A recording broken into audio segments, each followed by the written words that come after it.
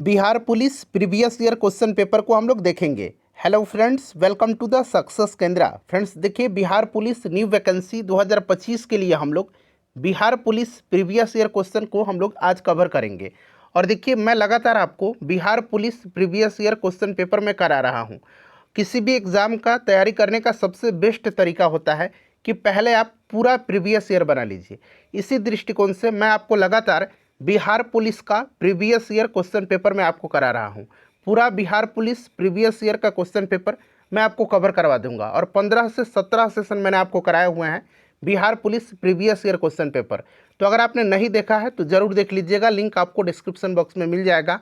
और इनका मैंने प्लेलिस्ट भी बना दिया है, आप चाहें तो चैनल पर चले जाइए और प्लेलिस्ट ओपन करके सभी वीडियोज़ को देख लीजिएगा।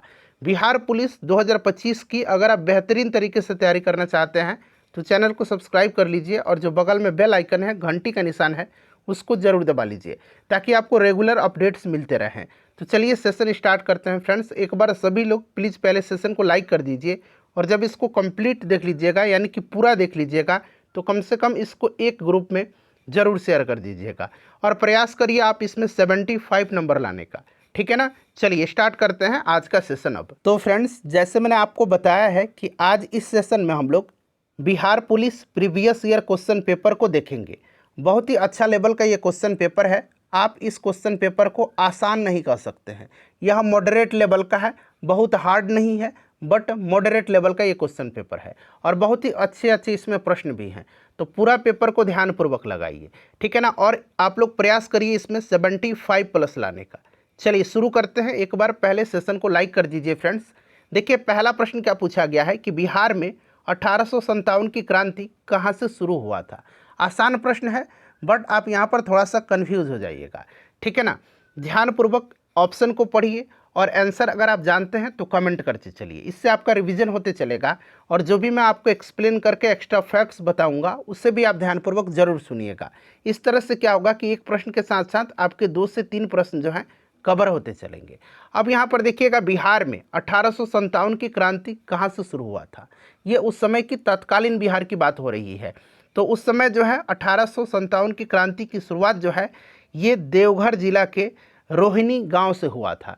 देवघर जिला के रोहिणी नामक गांव से शुरू हुआ था, ठीक है ना। और अब जो है देवघर जिला झारखंड में पड़ता है वर्तमान में, बट उस समय ये बिहार में था, इसलिए ऑप्शन बी ही इसका राइट आंसर होगा, ठीक है ना। बहुत लोग कहेंगे इनमें से कोई नहीं, बट ऑप्शन बी बिल्कुल करेक्ट आंसर हो जाएगा।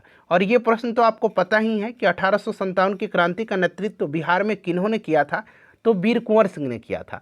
अच्छा, एक स्पेशली प्रश्न पूछता है कि पटना में जो है 1857 की क्रांति की शुरुआत किसने किया था, तो नाम याद रखिएगा, पीर अली खान ने। किसने किया था? पीर अली खान ने किया था। ये आप जरूर ध्यान रखिएगा, ठीक है। चलिए अगला प्रश्न करेंगे। नेक्स्ट क्वेश्चन है कि कोणार्क नाटक के कवि कौन थे। और फ्रेंड्स देखिए, आप इस पेपर को एग्जाम के तौर पर लगाइए। ऐसा समझिए कि आप एग्जामिनेशन हॉल में बैठे हुए हैं और बिहार पुलिस 2025 की परीक्षा दे रहे हैं। और ईमानदारी पूर्वक आप लोग सेशन के एंड में, वीडियो के लास्ट में अपना अपना स्कोर जरूर कमेंट करके बताइएगा। चलिए देखिए, कोणार्क नाटक के कवि कौन थे। तो फ्रेंड्स, कोणार्क नाटक के कवि जगदीश चंद्र माथुर है। कौन है? जगदीश चंद्र माथुर। ये प्रश्न डायरेक्टली आप याद रखिएगा, ठीक है ना। चलिए उसके बाद देखिएगा कि कालाशोक कालाशोक जो था ये कौन से वंश के थे, यानी कि कालाशोक किस वंश से संबंधित था। बताइए राइट आंसर क्या हो जाएगा। तो देखिए फ्रेंड्स, कालाशोक जो था ना, ये किस वंश से संबंधित था, तो ये शिशुनाग वंश से संबंधित था, ठीक है। शिशुनाग वंश का शासक था कालाशोक, क्लियर, याद रखिएगा। और इसने अपनी राजधानी पाटलिपुत्र स्थानांतरित किया। मगध की आरंभिक राजधानी कहाँ पर थी, तो गिरिब्रज या राजगृह हुआ करती थी, ठीक है। और शिशुनाग के समय राजधानी वैशाली थी। कालाशोक के शासनकाल में वैशाली में द्वितीय बौद्ध संगति का आयोजन हुआ था, ठीक है। इसे भी आप जरूर ध्यान रखिएगा, ठीक है। चलिए उसके बाद देखिएगा कि 1956 में आंध्र प्रदेश के गठन के समय कौन सी भाषा जोड़ी गई थी। 1956 में आंध्र प्रदेश के गठन के समय कौन सी भाषा जोड़ी गई थी। देखिए, आंध्र प्रदेश जो था ये भाषाई आधार पर गठित होने वाला भारत का पहला राज्य था, ठीक है। इसे आप जरूर ध्यान रखिएगा, क्लियर। और 1956 के राज्य पुनर्गठन अधिनियम के द्वारा पूर्व निजाम के क्षेत्र को आंध्र प्रदेश में शामिल किया गया और हैदराबाद को आंध्र प्रदेश राज्य की राजधानी बना दिया गया था। ठीक है, इसे भी आप जरूर ध्यान रखेंगे। तो 1956 में आंध्र प्रदेश के गठन के समय कौन सी भाषा जुड़ी गई थी? तो फ्रेंड्स याद रखिएगा तेलुगु। क्लियर, तेलुगु। चलिए उसके बाद अगला प्रश्न हमारा कि जीन की खोज किसने किया था? जीन की खोज किसने किया था? तो देखिए जीन की खोज जो है किसने किया था? तो जीन शब्द का प्रयोग सर्वप्रथम जोहानसन ने किया था, विल्हेम जोहानसन ने। और 1909 में जो है 1909 ईस्वी में जो है जोहानसन के द्वारा इसकी खोज किया गया था।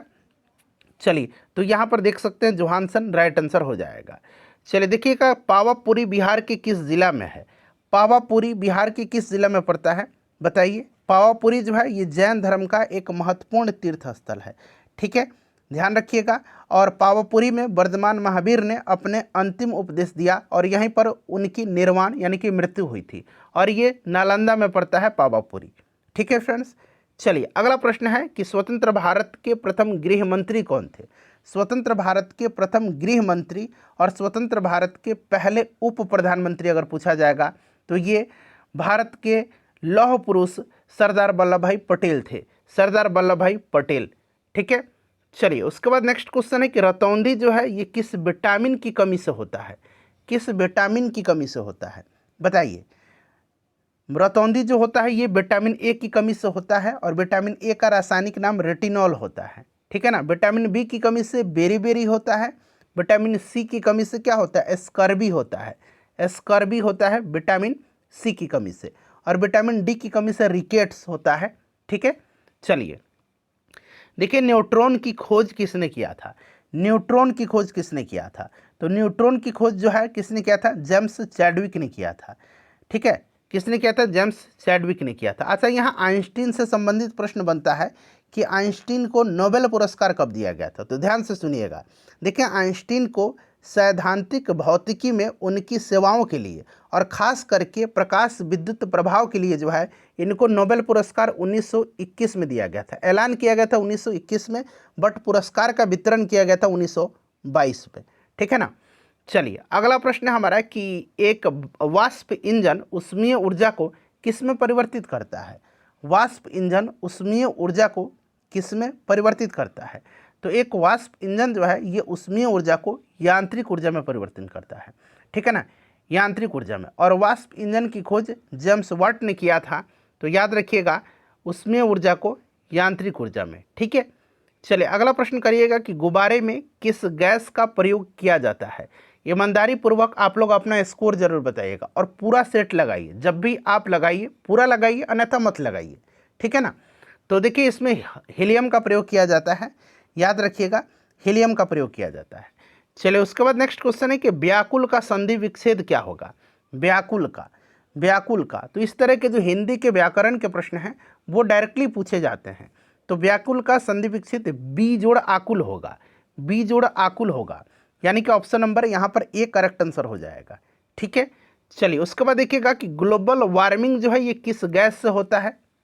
ग्लोबल वार्मिंग, तापमान में हुए बदलाव को ग्लोबल वार्मिंग कहते हैं। जब वायुमंडल में कार्बन डाइऑक्साइड की मात्रा बढ़ जाती है तो वायुमंडल के तापमान में भारी बढ़ोतरी होती है, और तापमान में इस तरह के बदलाव को ही ग्लोबल वार्मिंग कहा जाता है। तो यहाँ पर देखिए कार्बन डाइऑक्साइड CO2। ठीक है, अच्छा ये किसका सूत्र है? तो याद रखिएगा ओजोन का है। किसका है? ओजोन का है, O3। ठीक है, चलिए यहाँ पर पूछा गया कि √5 क्या है? तो √5 क्या है फ्रेंड्स बताइए? देखिए जिन संख्याओं को जो है ना P/Q के रूप में नहीं दर्शाया जा सकता है, जहाँ पर P या Q कोई पूर्णांक संख्या हो तो वह संख्या अपरिमेय संख्या कहलाती है, इरेशनल नंबर कहलाती है। ठीक है, तो अपरिमेय संख्या हो जाएगा। नेक्स्ट क्वेश्चन है हमारा कि विद्युत धारा मापने के लिए किसका प्रयोग किया जाता है? विद्युत धारा को मापने के लिए बताइए, विद्युत धारा को मापने के लिए जो है किसका प्रयोग किया जाता है? तो देखिए विद्युत धारा का यूनिट जो होता है वो एम्पियर होता है। ठीक है ना, बट विद्युत धारा को मापने के लिए जो है एममीटर नामक यंत्र का प्रयोग किया जाता है। किसका? एममीटर नामक यंत्र का। तो यहाँ पर आप देख सकते हैं एममीटर दिया गया है और इसका यूनिट क्या होता है? एम्पियर होता है।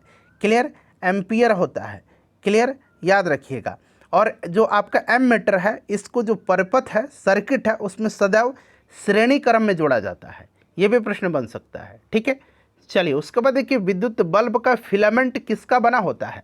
विद्युत बल्ब का फिलामेंट, तो सिंपल सा क्वेश्चन है, टंगस्टन धातु का बना होता है और विद्युत हीटर में, विद्युत का जो हीटर होता है उसमें नाइक्रोम का प्रयोग किया जाता है। पहले नाइक्रोम होता था पहले वाले हीटर में, ठीक है। चलिए उसके बाद देखिएगा कि WHO का पूरा नाम क्या है। WHO यानी कि WHO world health organisation, Hindi में बोलेंगे विश्व स्वास्थ्य संगठन।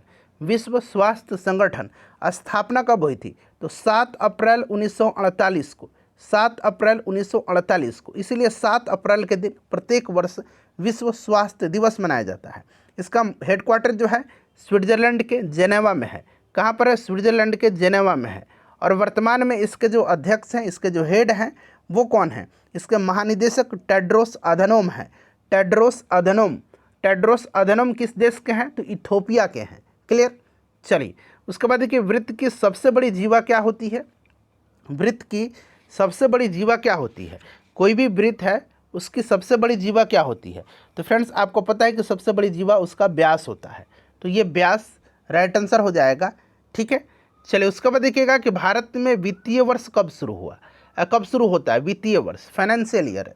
तो आपको पता है कि वित्तीय वर्ष जो शुरू होता है ये आपका 1 अप्रैल से 31 मार्च तक होता है, ठीक है ना। तो यहाँ से option number C right answer हो जाएगा इसका, ठीक है। Option number C right answer हो जाएगा। क्लियर फ्रेंड्स, याद रखिएगा। चलिए उसके बाद अगला प्रश्न है हमारा कि रिजर्व बैंक का मुख्यालय कहाँ पर है? अच्छा, रिजर्व बैंक के बारे में मैंने कई दफ़ा आपको बताया है कि इसकी स्थापना हुई थी 1 अप्रैल 1935 को, 1 अप्रैल 1935 को, ठीक है। और भारतीय रिजर्व बैंक अधिनियम 1934 के अनुसार हुई थी। और देखिए फ्रेंड्स, अगर बात करते हैं तो पहले इसका मुख्यालय हुआ करता था कोलकाता, लेकिन बट अब मुख्यालय है आपका मुंबई में, ठीक है। राष्ट्रीयकरण इसका 1949 में हुआ था, याद रखिएगा। राष्ट्रीयकरण 1949 में किया गया था, नेशनलाइजेशन, ठीक है। चलिए नेक्स्ट क्वेश्चन करेंगे। अच्छा, वर्तमान में RBI के जो गवर्नर हैं वो कौन है? मैंने प्रीवियस वीडियो में आपको कई बार बताया हुआ है। तो आप मुझे RBI गवर्नर का नाम बताइएगा, ठीक है ना। बताइए, आप मुझे RBI के गवर्नर का नाम कमेंट करके बताइए। चलिए उसके बाद देखिएगा, यहाँ पर पूछा गया है कि यहाँ पर जो देख रहे हैं 7, 8, 9, 12, x का माध्य 10 है। तो x का मान आपसे पूछा गया है। बहुत ही आसान क्वेश्चन है। माध्य क्या होता है? सबको जोड़िए, ठीक है ना। 7 + 8 + 9 + 12 + x और कितना संख्या 1 2 3 4 5 बटा 5, ठीक है। और ये दे रखा है कितना है? तो ये 10 है। अब यहाँ से आप x की वैल्यू नहीं निकाल सकते हैं क्या?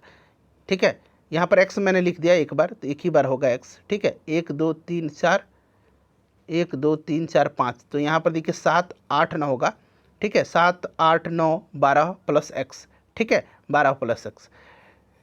यहाँ फिर से लिखता हूँ 7 + 8 + 9 + 12 + x बटा 5 और माध्य दे रखा है 10। तो इसको क्रॉस मल्टीप्लिकेशन कर दीजिए, x की वैल्यू फाइंड आउट कर लीजिएगा, 14 आ जाएगा, ठीक है।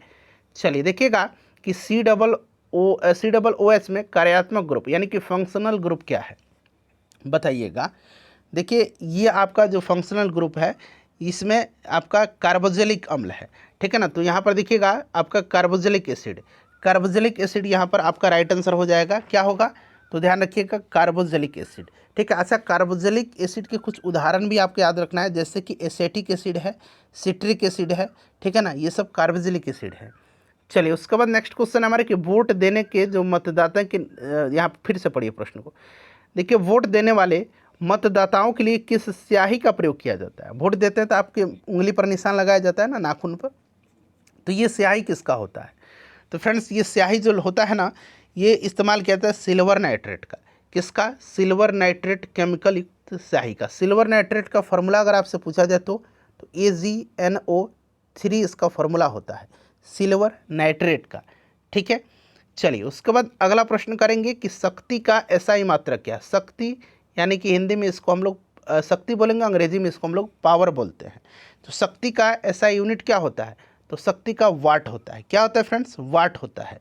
कार्य करने की दर को शक्ति कहा जाता है। और आपका पता है ना कि ये आपका शक्ति बराबर क्या होता है? कार्य बटा समय होता है, ठीक है।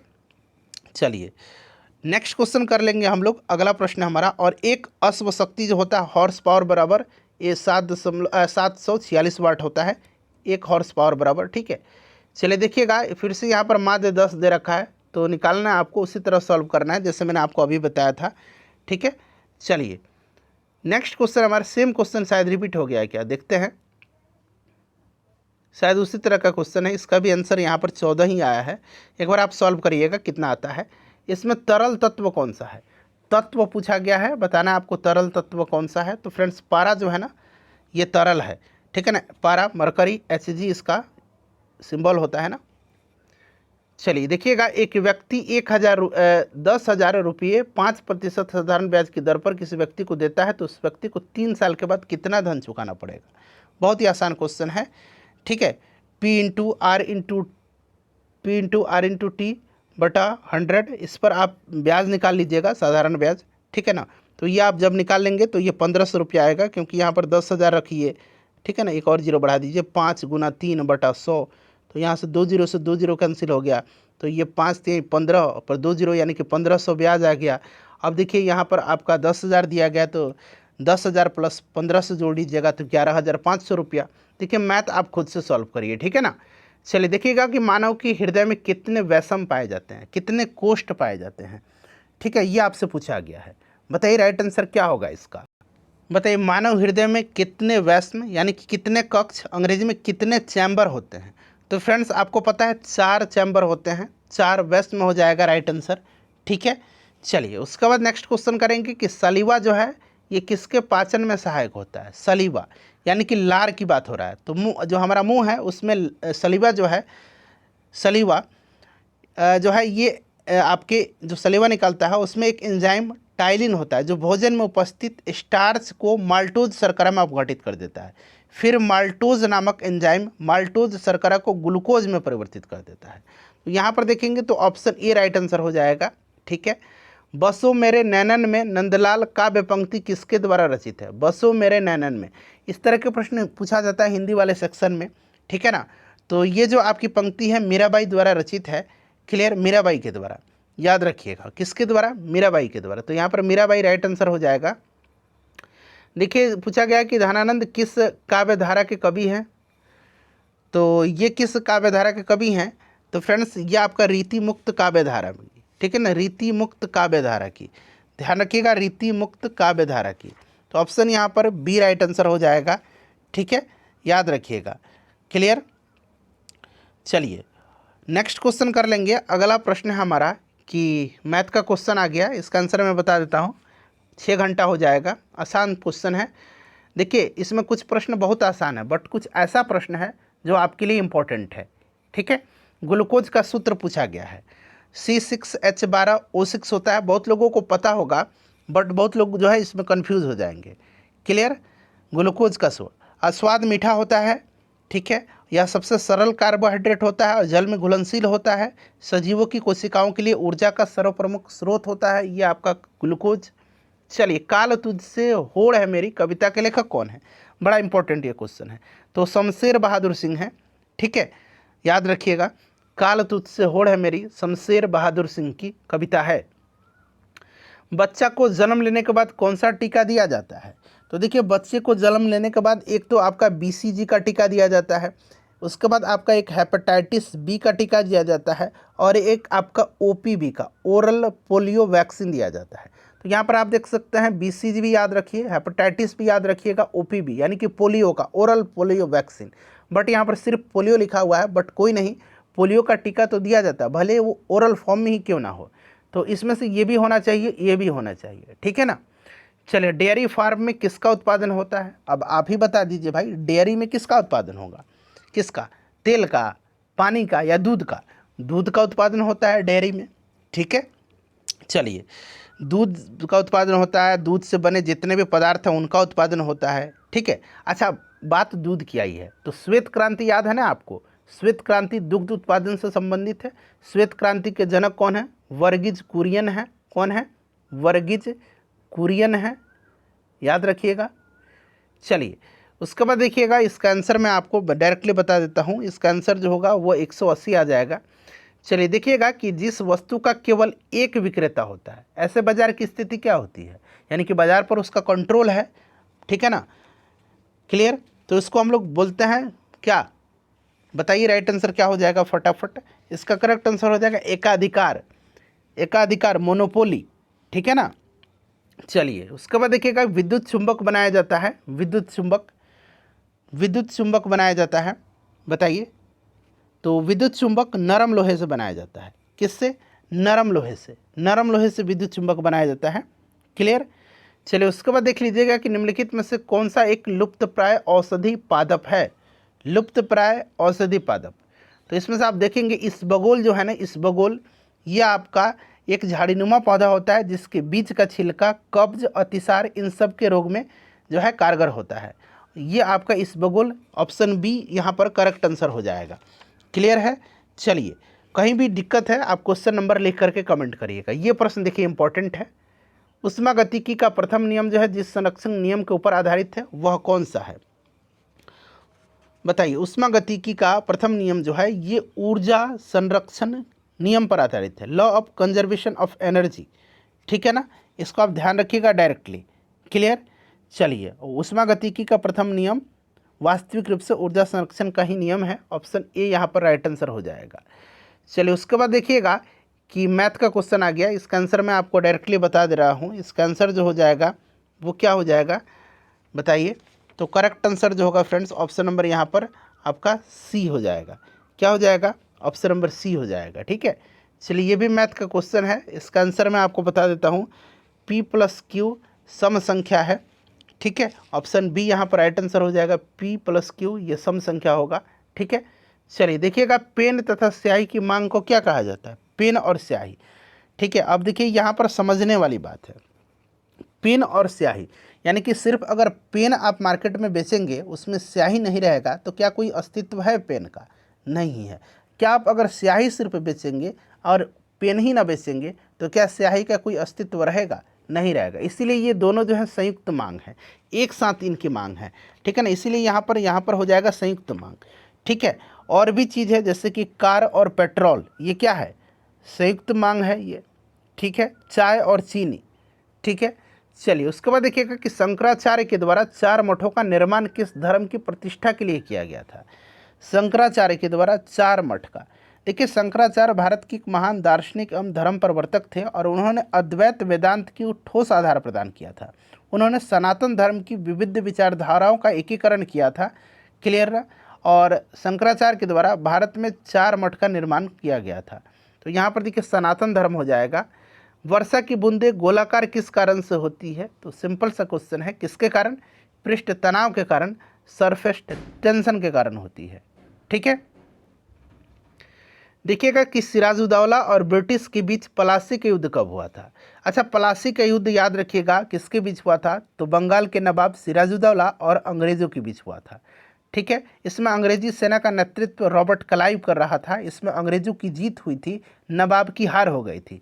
23 जून 1757 को यह युद्ध हुआ था, प्लासी का युद्ध, ठीक है, याद रखिएगा।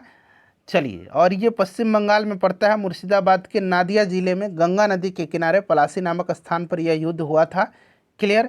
चलिए अगला प्रश्न करेंगे। नेक्स्ट क्वेश्चन है कि मुद्रा के आंतरिक मूल्य का क्या अर्थ होता है, मुद्रा का आंतरिक मूल्य। तो किसी भी मुद्रा का आंतरिक मूल्य का अर्थ होता है कि मुद्रा की क्रय शक्ति, ठीक है ना, तो मुद्रा की क्रय शक्ति, ठीक है।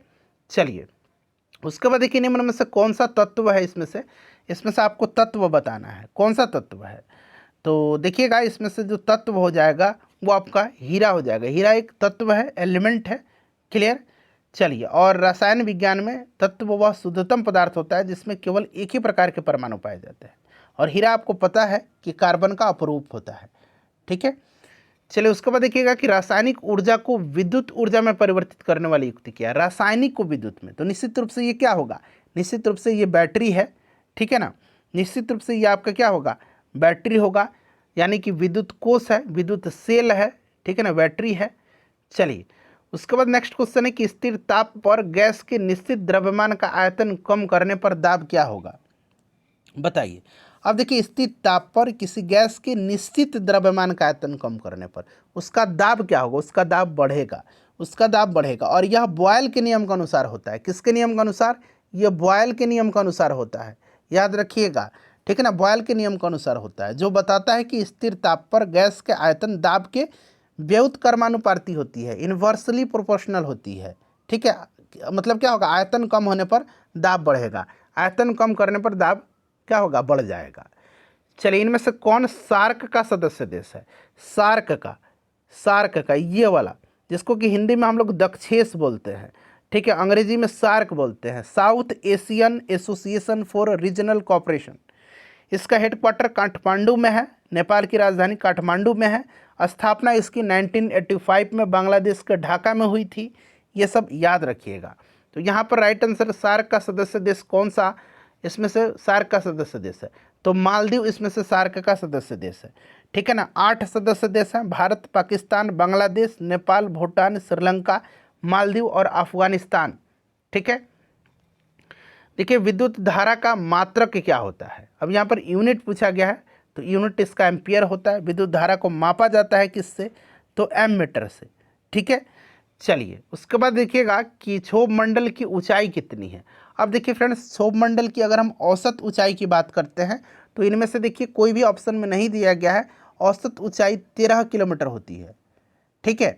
और इस मंडल में यानी कि क्षोभ मंडल में तापमान की गिरावट की दर प्रति 165 मीटर की ऊंचाई पर जाने पर जो है 1 डिग्री सेंटीग्रेड अथवा 1 किलोमीटर की ऊंचाई पर 6.4 डिग्री सेंटीग्रेड होता है, ठीक है। मैंने किलोमीटर में बताया, 165 मीटर में 1 डिग्री होगा और 1 किलोमीटर में 6.4 डिग्री सेंटीग्रेड, ठीक है। और इस मंडल को संवहन मंडल या अधोमंडल भी कहा जाता है। और जितनी भी मौसम संबंधी घटनाएं होती हैं इसी क्षोभ मंडल में होती हैं, ठीक है। चलिए, इनमें से कोई नहीं। नेक्स्ट क्वेश्चन है कि लोहे का जंग किस प्रकार का परिवर्तन है? लोहे पर जंग लगना जो है ये किस प्रकार का परिवर्तन है? तो देखिए, लोहे पर जंग लगना जो है ये रासायनिक परिवर्तन है। किस प्रकार का है? रासायनिक परिवर्तन है, ठीक है, याद रखिएगा, इंपॉर्टेंट है। और जंग लगने पर लोहा का भार क्या होता है? बढ़ जाता है। चलिए, उसके बाद देखिएगा कि गन्ना का सर्वाधिक उत्पादक देश कौन सा है? गन्ना का सर्वाधिक उत्पादक देश, तो फ्रेंड्स गन्ना का सर्वाधिक उत्पादक देश जो है ये कौन सा है? तो ब्राज़ील है, ब्राज़ील राइट आंसर हो जाएगा, ठीक है। चलिए, आयोडीन की कमी से कौन सा रोग होता है? आयोडीन की कमी से तो ग्वाइटर नामक रोग होता है। ग्वाइटर क्या होता है? ग्वाइटर होता है जिसको हम लोग घेंगा बोलते हैं, ठीक है, घेंगा बोला जाता है, याद रखिएगा, क्लियर। और आयोडीन की कमी के कारण थायराइड ग्रंथि में सूजन आ जाती है, ठीक है। चलिए, उसके बाद अगला प्रश्न है कि गुप्त वंश का संस्थापक कौन था? तो श्रीगुप्त था ना, श्रीगुप्त था। श्रीगुप्त राइट आंसर हो जाएगा, श्रीगुप्त करेक्ट आंसर हो जाएगा, ठीक है, गुप्त वंश का। और ये मौर्य वंश का संस्थापक चंद्रगुप्त मौर्य था। जय जवान जय किसान का नारा किसने दिया था? अब देखिए, ये नारा जो है दरअसल 1965 में भारत पाकिस्तान युद्ध के समय लाल बहादुर शास्त्री जी ने दिया था। बाद में अटल जी ने इसमें जय जवान जय किसान जय विज्ञान जोड़ दिया। फिर मोदी जी ने इसमें जोड़ दिया जय अनुसंधान, ठीक है ना। इस प्रकार से ध्यान रखेंगे, लाल बहादुर शास्त्री। देखिए, मांग के लिए आवश्यक तत्व क्या है? तो मांग के लिए आवश्यक तत्व वस्तु की इच्छा होनी चाहिए, एक निहित मूल्य होना चाहिए, साधन व्यय करने की तत्परता होना चाहिए, यानी कि एक से अधिक राइट आंसर हो जाएगा, ठीक है। चलिए, अगला प्रश्न करेंगे कि अर्थशास्त्र में उत्पादन का मतलब क्या है? अर्थशास्त्र में उत्पादन का अर्थ क्या है? तो कुछ संसाधनों, तकनीकों और श्रम से किसी उपभोग की वस्तु या सेवा के बनाने को कहा जाता है। अतः अर्थशास्त्र में उत्पादन को हम लोग बोलेंगे विनिर्माण, ठीक है ना, विनिर्माण, क्लियर। चलिए, उत्पादन का सक्रिय साधन पूछा गया। सक्रिय साधन ध्यान रखिए, कुछ अक्रिय साधन है, जैसे कि देखिए पूंजी अक्रिय है, कारखाना अक्रिय है, बट श्रम जो है ना ये सक्रिय साधन होता है। श्रम सक्रिय साधन है, याद रखिएगा। चलिए, अगला प्रश्न कि सूचकांक के निर्माण में प्रयुक्त सर्वोत्तम औसत कौन सा? ये प्रश्न रिपीट हुआ है बिहार पुलिस में कई बार, ठीक है। तो ये आपका समानांतर माध्य सूचकांक है, ठीक है। पेट्रोल जो है किससे मापा जाता है? पेट्रोल को किस में मापा जाता है? तो लीटर में मापा जाता है ना, ठीक है। चलिए, उसके बाद देखिएगा कि एल्केन का रासायनिक सूत्र क्या है? एल्केन, एल्कीन, एल्काइन पढ़ा है ना आपने। एल्केन CH4 जो होता है एल्केन ग्रुप में आता है। एल्केन तो क्या फार्मूला होगा? CnH2n+2 होता है। ये आपका एल्केन का फार्मूला है, ठीक है, ये आपका एल्केन का फार्मूला है, याद रखिएगा। ये आपका किसका फार्मूला है? एल्केन का फार्मूला है। चलिए, उसके बाद नेक्स्ट क्वेश्चन करेंगे, ये आपका एल्कीन का फार्मूला है, ठीक है। अब यहाँ पर देखिए ये सेम रिपीट हो गया है क्या? हाँ, ये दोनों जगह रिपीट हो गया है। चलिए, अब याद रखिए डायरेक्टली फार्मूला। भारत का चाय का सर्वाधिक उत्पादक देश कौन सा है? तो चाय सबसे ज़्यादा कहाँ पर होता है? चाइना में होता है, ठीक है। गौतम बुद्ध की मृत्यु कहाँ पर हुई थी? गौतम बुद्ध को लाइट ऑफ एशिया कहा जाता है, ठीक है ना। मैंने आपको बताया था 563 ईसा पूर्व में नेपाल के लुम्बिनी में इनका जन्म हुआ था, ठीक है, और मृत्यु इनकी हुई थी कुशीनगर में। चलिए, पोखरण क्या है? पोखरण परमाणु परीक्षण आपने सुना है ना, राजस्थान के जैसलमेर में पड़ता है और पोखरण को परमाणु परीक्षण के लिए जाना जाता है। तो राजस्थान का एक क्या है ये? नहीं, राजस्थान का तो एक नगर है ही, मतलब पोखरण जगह तो है ही, साथ ही साथ यहाँ पर परमाणु परीक्षण भी होता है, ठीक है। तो परमाणु परीक्षण अगर आता तो आंसर ज़्यादा सटीक होता। गोवा में पहले शासन किसका था? तो देखिए, गोवा में जो है पहला शासन किसका था? तो गोवा में पहले जो था शासन पूछा गया है किसका था? तो फ्रेंड्स, पुर्तगालियों का था, और सबसे बाद में आपको पता है कि पुर्तगालियों से इसको मुक्त 1961 में कराया गया था, ठीक है। चलिए, तो यहाँ पर पुर्तगाली हो जाएगा। मंत्रिपरिषद की नियुक्ति कौन करता है? तो मंत्रिपरिषद की नियुक्ति प्रधानमंत्री की सलाह पर राष्ट्रपति करते हैं ना, प्रधानमंत्री की सलाह पर, ठीक है। तो यहाँ पर राइट आंसर क्या हो जाएगा? राष्ट्रपति। राष्ट्रपति करेक्ट आंसर हो जाएगा, ध्यान रखिएगा। और सामूहिक रूप से मंत्रिपरिषद किसके प्रति उत्तरदायी होती है? लोकसभा के प्रति, ठीक है।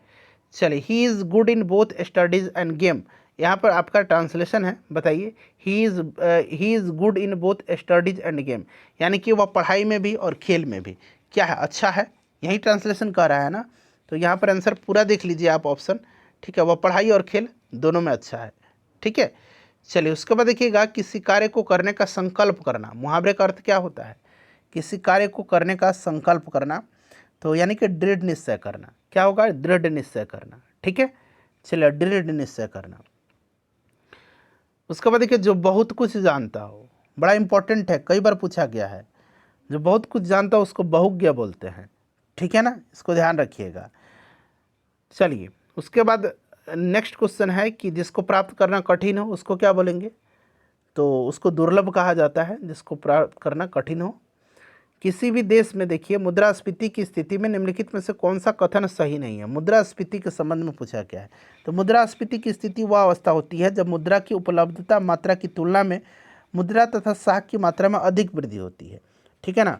तो इसको याद रखिएगा। यहाँ पर जो करेक्ट आंसर हो जाएगा, आप पहले सभी ऑप्शन को देख लीजिएगा। तो यहाँ पर मुद्रा का अवमूल्यन हो जाता है। चलिए, राष्ट्रीय आय क्या है? राष्ट्रीय आय, पूरा ऑप्शन देख लीजिए। राष्ट्रीय आय क्या है, बताइए। राष्ट्रीय आय क्या होगा यहाँ पर? तो फ्रेंड्स, यहाँ पर आप देख सकते हैं, राष्ट्रीय आय जो होगा ना, ये देखिए, एक वर्ष में किसी देश में उत्पादित सभी वस्तुओं तथा सेवाओं का धन मूल्य है ये, ठीक है। चलिए, नेक्स्ट क्वेश्चन करेंगे। अगला प्रश्न हमारा क्या पूछा गया है कि शुद्ध राष्ट्रीय उत्पाद का मूल्यांकन कैसे किया जाता है? शुद्ध राष्ट्रीय उत्पाद, शुद्ध राष्ट्रीय उत्पाद, बताइए। शुद्ध राष्ट्रीय उत्पाद का मूल्यांकन कैसे किया जाता है? नेट नेशनल प्रोडक्ट, जिसको कि शॉर्ट में हम लोग नेट नेशनल प्रोडक्ट NNP कहते हैं, ठीक है। तो NNP इक्वल टू होता है GNP। क्या होता है? GNP माइनस मूल्य ह्रास, माइनस मूल्य ह्रास, GNP माइनस मूल्य ह्रास, GNP माइनस मूल्य ह्रास, ठीक है। चलिए, उसके बाद देखिएगा, भारतीय संविधान पूर्णतः किस तिथि से लागू हुआ था? तो भारत का संविधान जो है पूर्णतः लागू हो गया था कब? 26 जनवरी 1950 से, ठीक है ना। चलिए, हालांकि 26 नवंबर 1949 को संविधान सभा के द्वारा जो है आपको 15 अनुच्छेद को उसी दिन परिवर्तित कर दिया गया था, लेकिन पूर्ण रूप से ये 26 जनवरी 1950 को लागू हुआ था। चलिए, उसके बाद 26 जनवरी 1950 को। नेक्स्ट क्वेश्चन हमारे कि भारत के संसद के कितने सदन हैं? तो भारत संसद के 2 सदन हैं, एक आपका उच्च सदन है, एक निम्न सदन है। 2 सदन, लोकसभा और राज्यसभा, ठीक है। राज्यसभा को उच्च सदन बोला जाता है, लोकसभा को निम्न सदन बोला जाता है, ठीक है। चलिए, उसके बाद देखिए, किस काल या युग में पत्थर के औजार सबसे पहले पाए गए थे?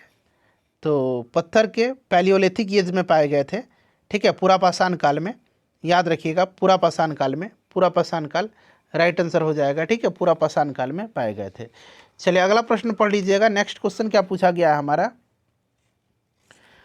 अगला प्रश्न है कि पुर्तगालियों द्वारा कालीकट से ले जाए जाने वाले कालीकट के सूती कपड़े यूरोप में आमतौर पर क्या कहलाते थे? आमतौर पर ये क्या कहलाते थे? तो फ्रेंड्स, इसको हम लोग क्या बोलते थे उस समय? तो इसको बोला जाता था कैल्को।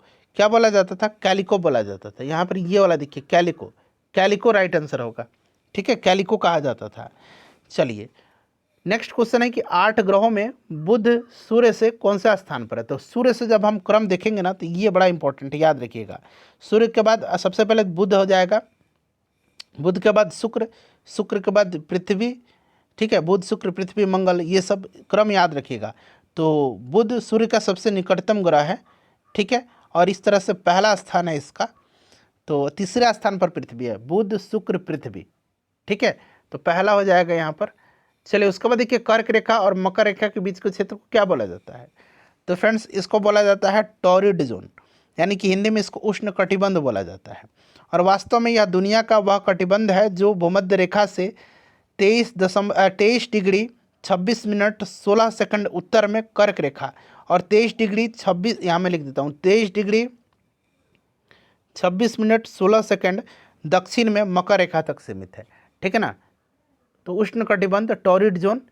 चलिए निम्नलिखित में से कौन सी जड़ें नहीं खाई जाती हैं, कौन सा जड़ नहीं खाया जाता है। तो यहाँ पर आप देख सकते हैं गेहूं का जड़ नहीं खाया जाता, गेहूं का बीज हम लोग खाते हैं, ठीक है। चलिए उसके बाद नेक्स्ट क्वेश्चन है हमारा कि कौन से विटामिन की कमी के कारण रक्त का थक्का नहीं जमता है। तो विटामिन के की कमी के कारण, इंपॉर्टेंट क्वेश्चन है। मानव की पसलियाँ किसके साथ जुड़ी होती हैं। तो मानव की पसलियाँ जो हैं किसके साथ जुड़ी होती हैं। तो एस्टर्नम के साथ जुड़ी होती है, एस्टर्नम, ठीक है ना, एस्टर्नम के साथ जुड़ी होती है, याद रखिएगा, एस्टर्नम राइट आंसर हो जाएगा। और मानव में कितनी जोड़ी पसलियाँ पाई जाती हैं फ्रेंड्स, आप मुझे कमेंट करके बताइए। जब आप अपना स्कोर कमेंट करिएगा उस समय आप बताइएगा कितनी जोड़ी, ठीक है। चलिए उसके बाद देखिएगा कि प्रतिरोध का व्युत्क्रम चालकता है। यदि प्रतिरोध की इकाई ओम है तो चालकता की इकाई क्या होगी।